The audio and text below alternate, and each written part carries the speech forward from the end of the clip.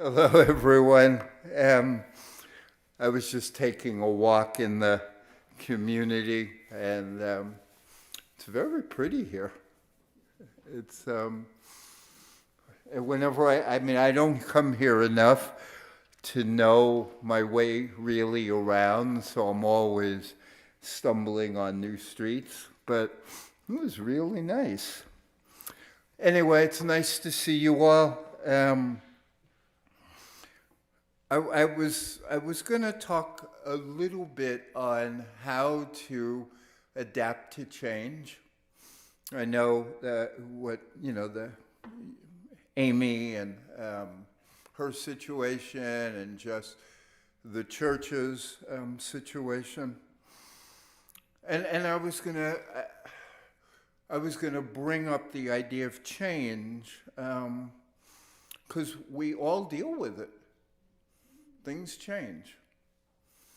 And the more we want them not to change, the more difficult it is to accept change. I mean, this is like it's like you don't need somebody with a PhD to say that. But there's a couple of ways to handle change, basic ways. One is, and neither is better or worse than the other. One is some degree of modest detachment in your life. Like some not quite as involved in the drama, recognizing that things will change, that whatever is existing now will be different later. It's a form of wisdom, that this too shall pass. And that is pretty necessary to live any long life without beating your head against the wall. But the other practice, and both of these are spiritual practices, the other practice is thankfulness, is thank you. I don't need more all the time because I've appreciated what I have. And both of these are hard, to either have a little bit of detachment or a little bit of thank you. Because the problem with thank you and the problem with detachment is we mostly want what we want. So we're great at being detached as long as we get what we want. But the minute the universe says no, then we go, hey, screw this detachment stuff. I want what I want. And it's the same problem with thank you. So when people are nice to you, it's really easy to say thank you. But when things don't work out the way you want, that's where thank you is a challenge. But they're both spiritual practices. They're both essential practices for a little bit reducing our addiction to what happens to us here, so we can bring a little more attention to our spiritual side. If you're totally wrapped up in drama and discussing this, that, and the other thing all day long and having all these harsh preferences about what has to happen, it's like you're watching a soap opera every day and you're in there no, will this character marry that character, or will that one get rich? It's like there's very little room for spirit in that because you're too caught up in the drama. And the drama just keeps on going. It's funny story, when I was young, a long time ago, and I owned a vegetarian restaurant, one of the things that my partners and I used to do to unwind or just to enjoy was we watched the soap opera All My Children.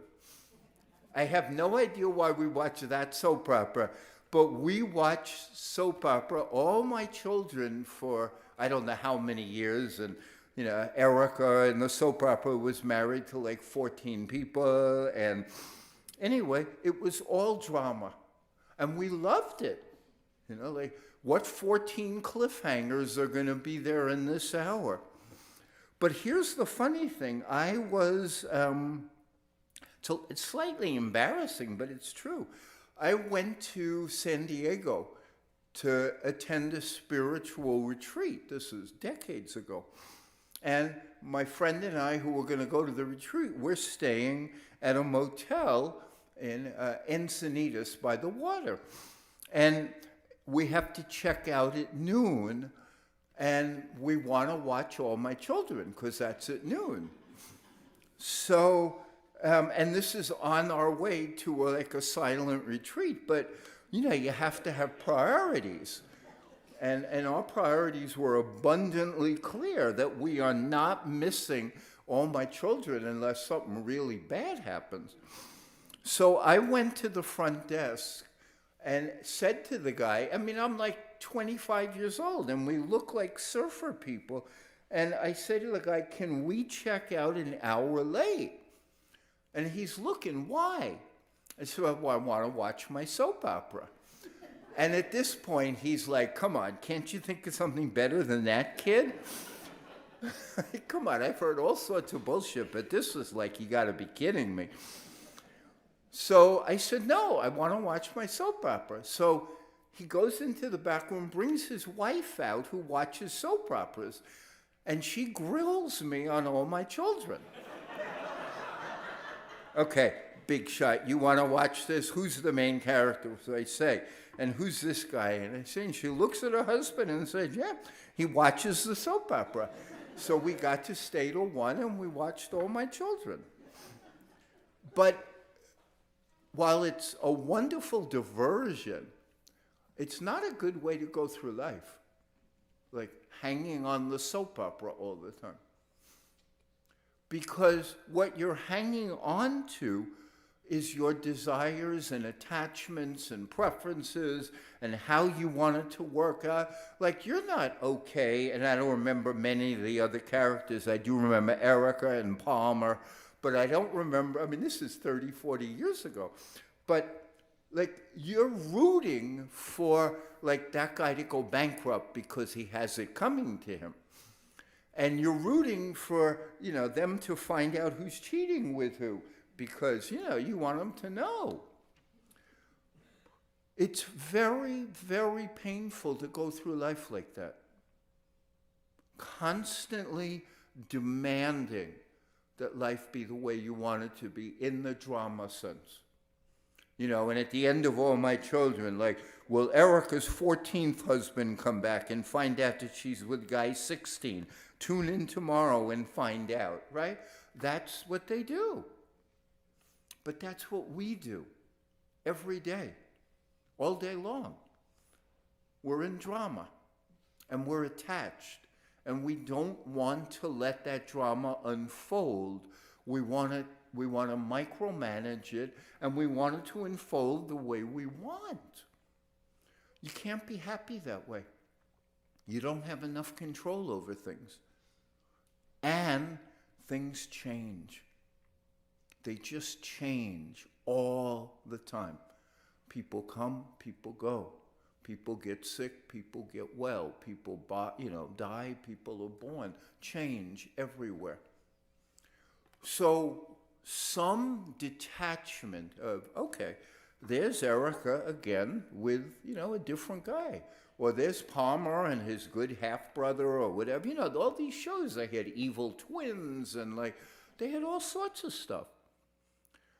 So when you're not as hooked in the drama and not demanding that it come out a certain way, you can enjoy, oh, look at that great story. They got me hooked again with this, that, and the other thing. And that gives you some leftover space for spirit. You know, otherwise you're completely lost to higher things, because it's all drama all the time, and you're invested every second in how the drama comes about. And so there's no room.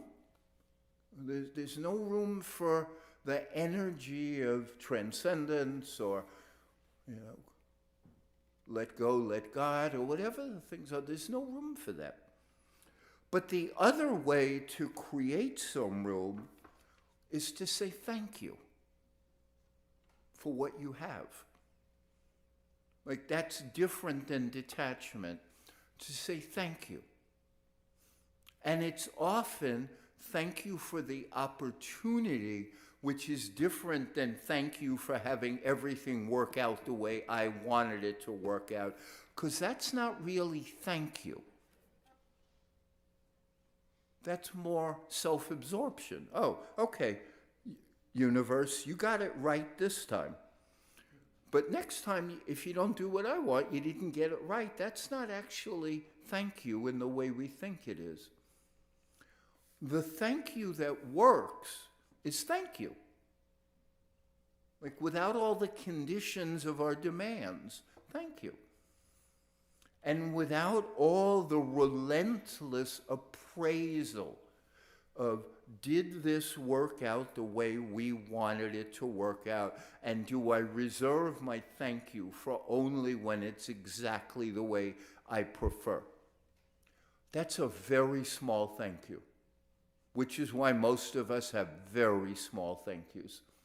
I mean, minuscule thank yous. Because we're always waiting for it to work out our way before we can say thank you. And then you get to be my age, which is old. And there's not enough time to constantly wait for it to work out exactly the way you want, without change in your value system, meeting your goals with your agenda. There's not enough time. That will never align perfectly, and you'll be dead before that happens. So the antidote to this constant change, or constant disruption, or constant uncertainty, which is what, the way I'm processing what you're experiencing in your church, is thank you. You don't know what tomorrow will bring. And you don't know it'll be exactly the way you want. So you say thank you for what you have. And it's a practice. I mean, any of you who have heard me over the years, pretty much the only constant of all the talks that I give is it's all a practice. You decide what you practice, so you then decide what you get. That's up to you. You can decide that the best thing you can do is complain every day because you're not getting exactly what you want. You can decide that. And then you'll have a crappy day. Or you can decide a little more to say thank you. But they're both practices. You're just practicing all day long what you want to create out of your life. The good news, or maybe that's not good news, but the reality is thank you and detachment are promulgated by all the world's spiritual traditions. All of them.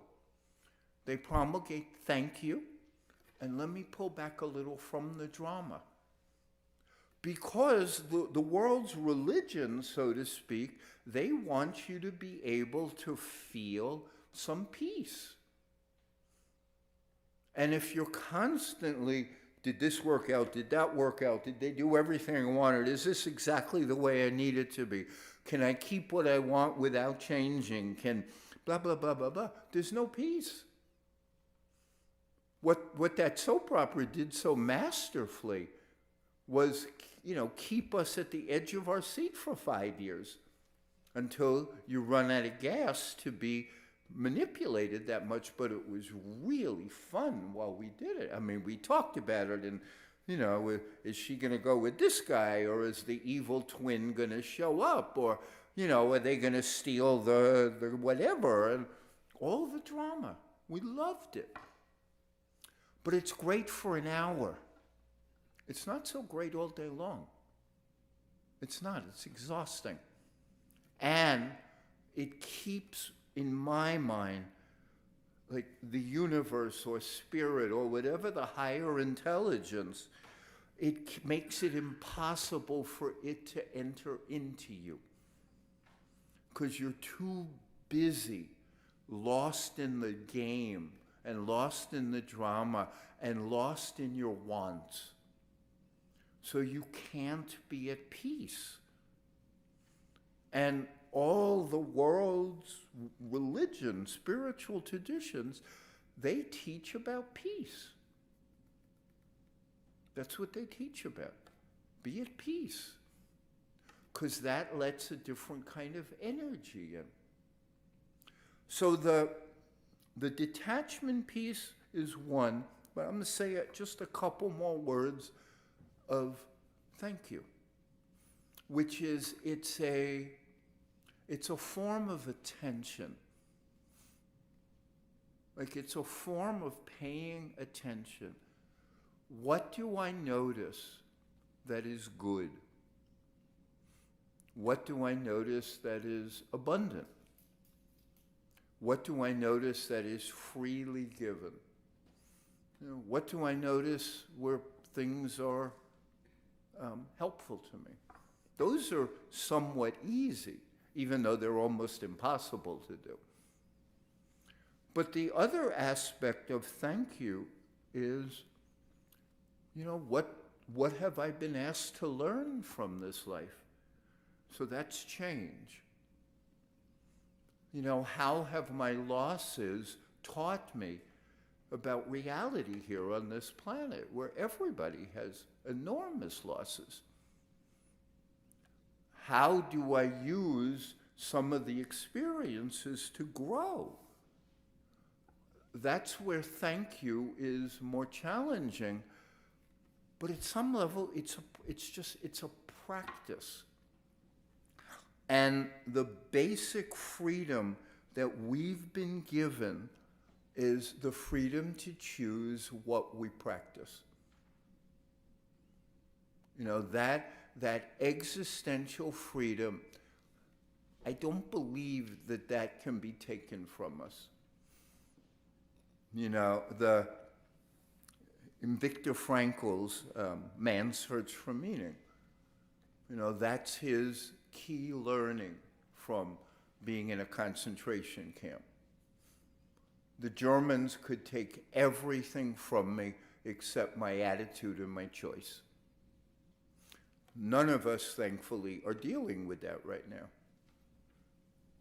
But for me, that's like the defining question. And if I'm here at a church, it would be, do you want to do practices which make it easier to align with the values of your church? Or do you want to do practices that make it harder? If you want to do practices that align with the values of your church, then you will practice modest amounts of detachment from drama, and you will prime yourself to say thank you a little more, because those bring you to peace.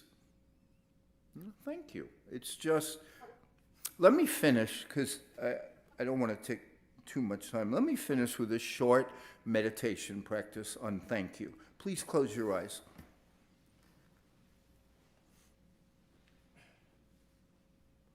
Please close your eyes and sit comfortably,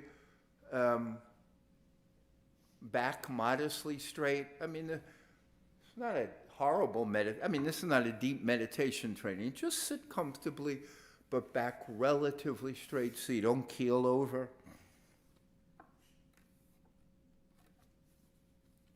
And just bring your attention inward. Bring your attention inward, inside of you. Bring it into your core.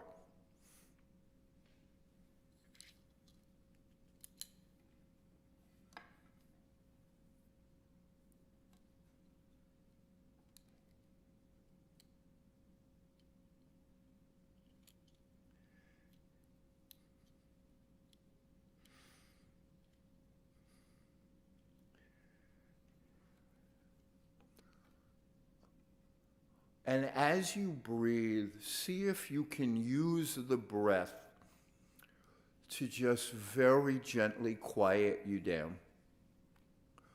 So you want your breathing to come a little gentler, a little slower, and a little softer.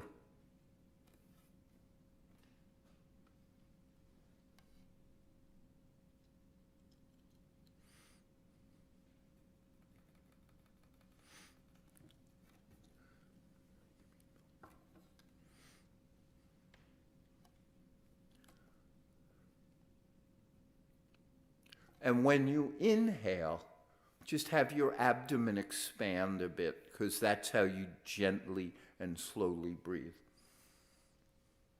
When you inhale, just allow your abdomen to expand.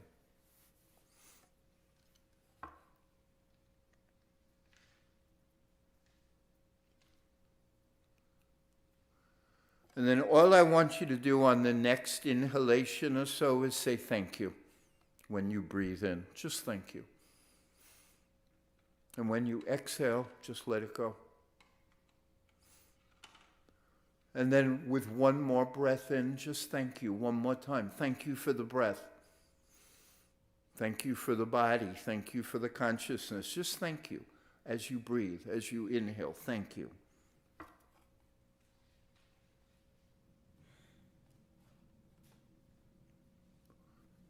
And it's just a nice reminder that you don't have to win the lottery to say thank you. You can just say thank you for something as central and lovely as the fact that you're here and you're breathing.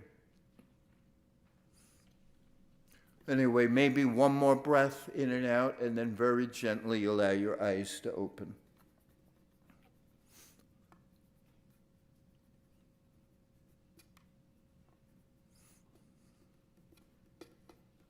I thank you very much.